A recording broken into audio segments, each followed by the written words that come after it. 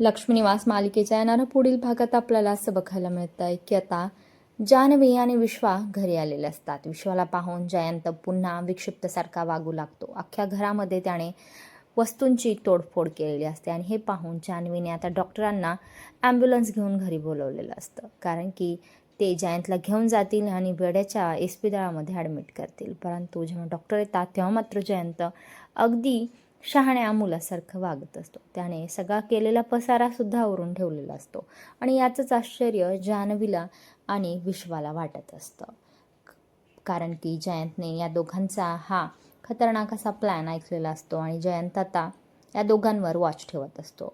इकडे आता जान्हवी मात्र वडाच्या झाडासमोर म्हणते की मला हा जयंतसारखा नवरा 7 जन्म काय 1 वर्षसुद्धा नको आहे. त्याने दिलेला त्रास, त्याने केलेला माझा अपमान हे सगळं मी अजून विसरलेले नाही आहे आणि जोपर्यंत मी या सगळ्याचा सूड घेत नाही तोपर्यंत मी त्याला सोडणार नाही.